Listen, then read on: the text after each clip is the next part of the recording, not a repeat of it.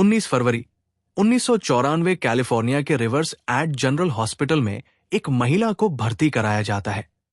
लेकिन जैसे ही कोई हॉस्पिटल का स्टाफ उस महिला के पास जाने की कोशिश करता था, वो बेहोश हो जाता था। यहां तक कि जिन नर्सेज ने जैसे तैसे उस महिला का ब्लड सैंपल लिया था, वो नर्सेज को खतरनाक बीमारियां हो गई थी और उनकी जिंदगी हमेशा के लिए बदल गई थी। ऐसा लग रहा था जैसे कि उस औरत के शरीर से जहरीली गैस निकल रही है। ये कोई ऐसी महिला नहीं थी जो कि रेडियो एक्टिव थी, ना ही ये ऐसे किसी प्लानेट में काम करती थी जहां पर जहरीली गैसेस मौजूद हों।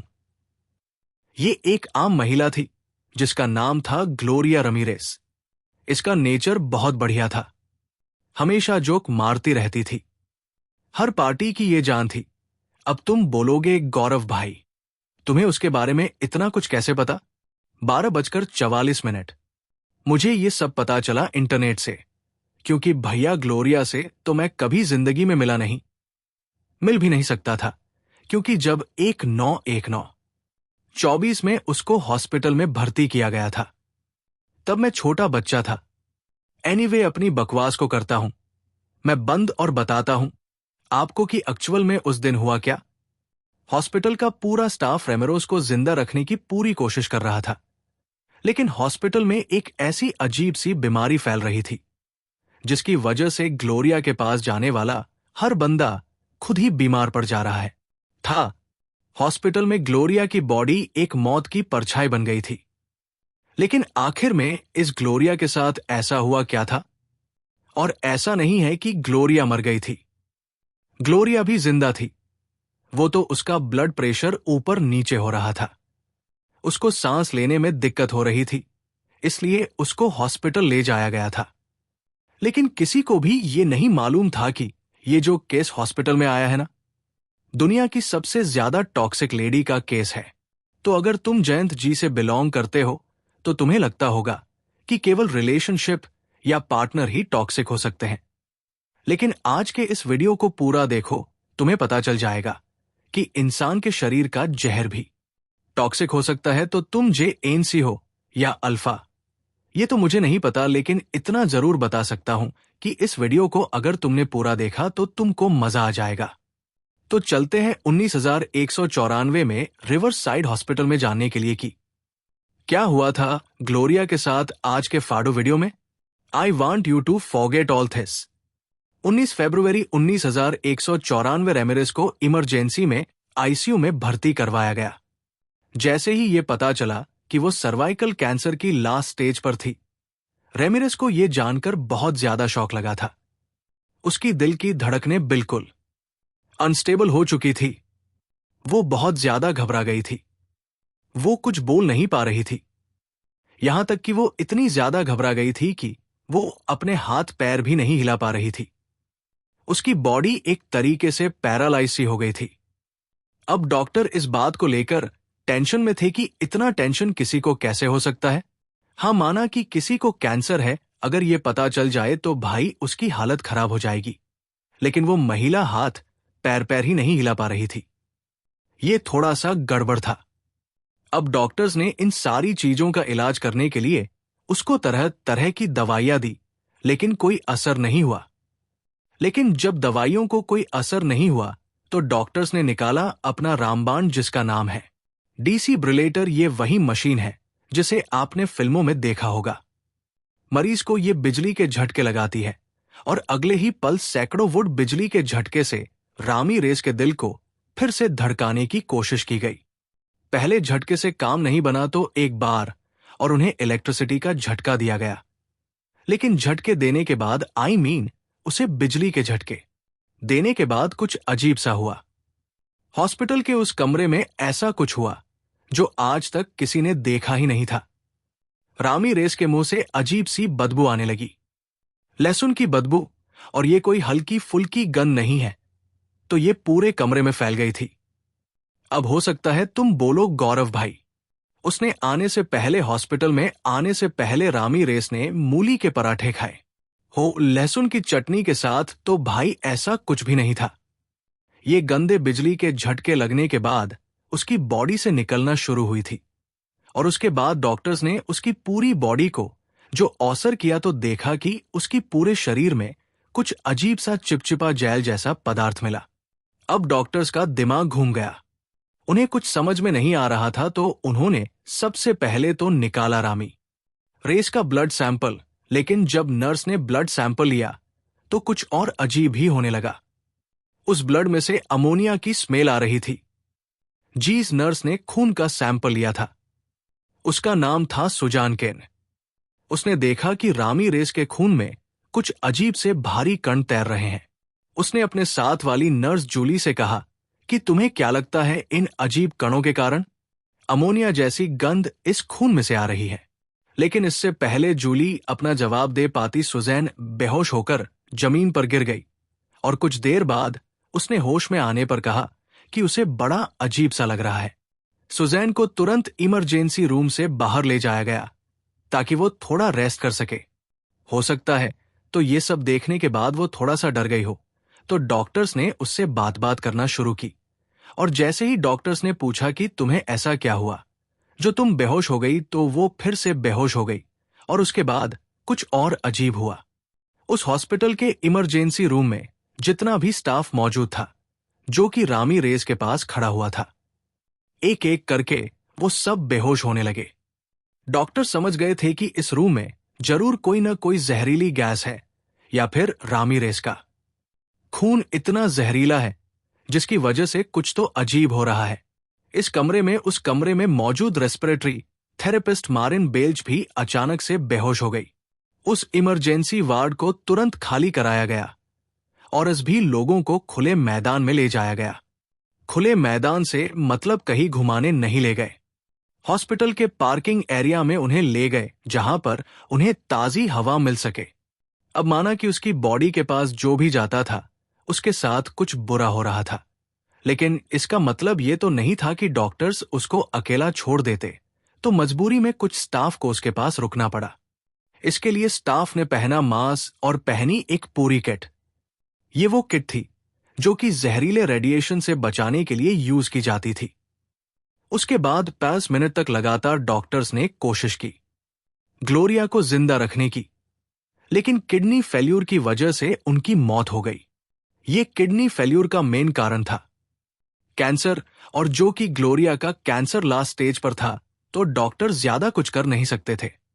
तो जो होना था वो हो गया। ग्लोरिया इस दुनिया से चली गई, लेकिन एक रहस्य अपने पीछे छोड़ गया कि आंखें मरने से पहले ग्लोरिया के पास जो भी आ रहा था उसे हो क्या रहा था। अब इस रहस्य को सुलझाने के लिए एक टीम बनाई गई department of health human services ने आना।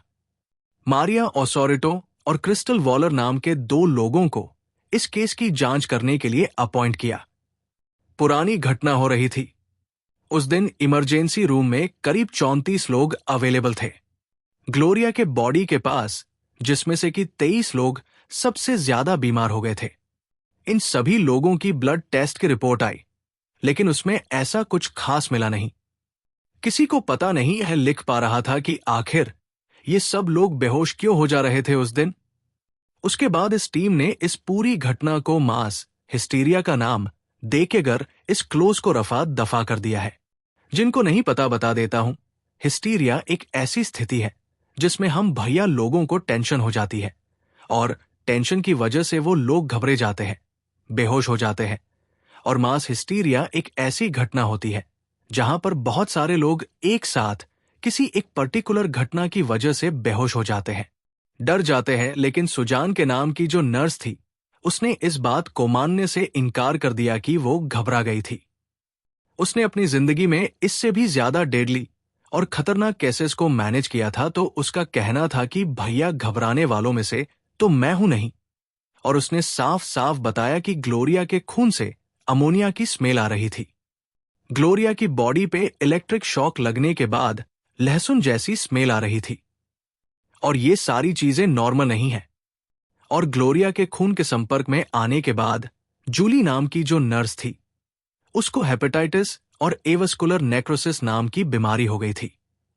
ये इतनी खतरनाक बीमारी है कि इसमें जो बोन्स के ऊतक रहते हैं, ना जो अब ऊतक को इंग्लिश में क्या बोलते हैं, let me search on the.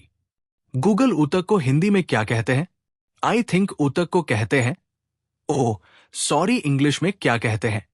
Tissues, bones के टिश्यूज जो है वो डैमेज हो जाते हैं इस बीमारी की वजह से। और जूली और सुजान किन का कहना था कि भैया ये बड़ी बड़ी बीमारी हमको हिस्टीरिया की वजह से नहीं हुई है, उस औरत में कुछ गड़बड़ थी और उसकी जांच होनी चाहिए। उसके बाद जब ये सारे इल्जाम लगने लगे तो फॉरेंसिक पैथोलॉजिस्ट की टीम आई। उन्होंने रेमिरेस की बॉडी में एक अजीब सा पदार्थ पाया जिसका नाम था डाइमेथिल्स सल्फ ऑक्साइड। इसको शार्ट में कहते हैं डीएमएस को। अच्छा, ये डीएमएसओ जो है ना, ये एक पेन कलर वाली क्रीम में पाया जाता है और ये पेन कलर सबसे ज्यादा वो लोग लगाते हैं जिनको कैंसर होता है। तो चूंकि ग्लोरियो को कैंसर था तो अपने पेन को दबाने के लिए वो डीएमएसओ जैसी दवाई चहल को अपनी बॉडी पर लगाया करती होगी, ऐसा डॉक्टरों ने अस्यूम किया। और फूड एंड ड्रग एडमिनिस्ट्रेशन मतलब एफडीए के द्वारा ये दवाई अप्रूव्ड है। इसका स्वाद और इसकी खुशबू कुछ कुछ लहसुन जैसी होती है, लेकिन कई जगहों पर इस दवाई को बैन कर रखा है क्योंकि इसकी वजह से आई डैमेज हो जाती है। लेकिन रेमिरेस को ये दवाई कहीं ना कहीं से मिल ही जाती थी। अब लहसुन की गंध का रहस्य तो खुल गया था, लेकिन अब यह पता लगाना बाकी था कि भैया कैसे स्टाफ के लोग बेहोश हो रहे थे, क्योंकि केवल लहसुन की गंधे से तो कोई बेहोश हो नहीं सकता। तो फॉरेंसिक टीम ने पता लगाया कि जब रेमिरेस को ऑक्सीजन दी गई तो डीएमसो ऑक्सीजन के साथ क्रिया करके डीएमसो2 में बदला गया और ये डीएमओ2 क्रिस्टल के फॉर्म्स में होता है और इसीलिए रेमिरेस के उनमें करण देखे गए, क्रिस्टल देखे गए और जांच के बाद पता चला कि वो क्रिस्टल जो थे वो डीएमसो2 थे। लेकिन मामला यही खत्म नहीं हुआ, क्योंकि भैया डीएमसो2 जो है ना, वो कोई जहरीला पदार्थ तो है नहीं। कभी कभी तो डीएमओ2 दवाई के रूप में भी यूज किया जाता है। फिर फॉरेंसिक टीम ने दिमाग लगाया कि भैया बिजली के झटके देने के बाद से ये डीएमएसओ2 था ना, डीएमएसओ4 में बदल गया और डीएमएसओ4 होता है बहुत ज्यादा जहरीला। डिपार्टमेंट ऑफ डिफेंस की रिपोर्ट के अकॉर्डिंग 1987 की एक रिपोर्ट डिपार्टमेंट ऑफ डिफेंस की, जिसमें कहा गया था कि डीएमएसओ की 10 मिनट एक्सपोजर किसी की भी जान ले सकती है। और डीएमएसओ4 जो होता है ना, वो हल्का सा टेम्परेचर बढ़ने पर फ्यूम में बदल जाता है, मतलब गैस में कन्वर्ट हो जाता है। तो हो सकता है कि ये डीएमएसओ क्रीम पहले तो डीएमएसओ2 में हुई, फिर बिजली का झटका लगने के बाद डीएमएसओ4 में कन्वर्ट हुई और उसके बाद थोड़ा सा उसका हिस्सा फ्यूम में बदल गया, जो कि ग्लोरिया की सांसों के द्वारा बाहर आया। तभी लोगों को ग्लोरिया की सांसों से लहसुन की बदबू आ रही थी और उसके बाद इस गैस ने जो कमाल दिखाया है वो तो आपको पता ही है। अब यह रहस्य तो सुलझ गया, लेकिन ग्लोरिया के घरवालों को अभी भी इस बात पर विश्वास नहीं है। उनका ये दावा है कि हॉस्पिटल में कुछ न कुछ गोलमाल हुआ है, क्योंकि हमारी जो लड़की थी ग्लोरिया वो डीएमएसओ जैसी कोई क्रीम लगाती ही नहीं थी। अब ये सारी कानूनी दावपेच की लड़ाइयां चलती रही। घरवालों की जिद के कारण ग्लोरिया की लाश को दफनाने के करीब 2 महीने बाद फिर से उसकी लाश को निकाला गया ताकि और जांच आगे बढ़ाई जा सके। तो पोस्टमार्टम में पता चला ग्लोरिया की बॉडी के अंदर उसका दिल ही नहीं है। अभी दिल कब गायब हुआ, किसने निकाल लिया ये तो पता नहीं चला, क्योंकि 2 महीने में ग्लोरिया की बॉडी काफी ज्यादा सड़ चुकी थी। लेकिन इस बात के बाद, मतलब दिल गायब होने की घटना पता चलने के बाद ग्लोरिया के घरवाले और ज्यादा कंफर्म हो गई कि हॉस्पिटल वालों ने कुछ तो गड़बड़ करी है और अपनी ही गलती अपने किसी स्टाफ की किसी मिस्टेक को छुपाने के लिए डीएमएसओ4 वाला बहाना बना रहे हैं, क्योंकि इस बात पर सबको बड़े आराम से यकीन हो जाता है कि हाँ भैया ये वाली क्रीम लगाई होगी और उससे ये जहरीला पदार्थ बन गया होगा। हालांकि इस केस को लेकर डीएमएसओ4 वाली थियरी को ही सही माना जाता है। अब ग्लोरिया के साथ क्या हुआ, कैसे उसका खून जहरीला हो गया था, क्यों? स्टाफ के लोग बेहोश हो रहे थे, हॉस्पिटल वालों ने कुछ गोलमाल किया था, कुछ घोटाला किया था। उसकी बॉडी के साथ क्या वो कुछ एक्सपेरिमेंट कर रहे थे या फिर वो सच बोल रहे थे? 11:39। ये बात तो अब एक रहस्य ही है, लेकिन ये बात तो पक्की है कि ग्लोरिया आज तक की सबसे ज्यादा टॉक्सिक ब्लड वाली लेडी है। और इस टॉक्सिक लेडी की मौत आज भी एक रहस्य है, एक मिस्ट्री है। मैं तो सच बताओ, मुझे ये मेडिकल साइंस वाले और डॉक्टर के पेशे वाले लोगों पर बिल्कुल एक कौड़ी का भरोसा नहीं है। लेकिन क्या करे, जब मजबूर होते हैं तो डॉक्टर्स के पास हमको जाना ही पड़ता है।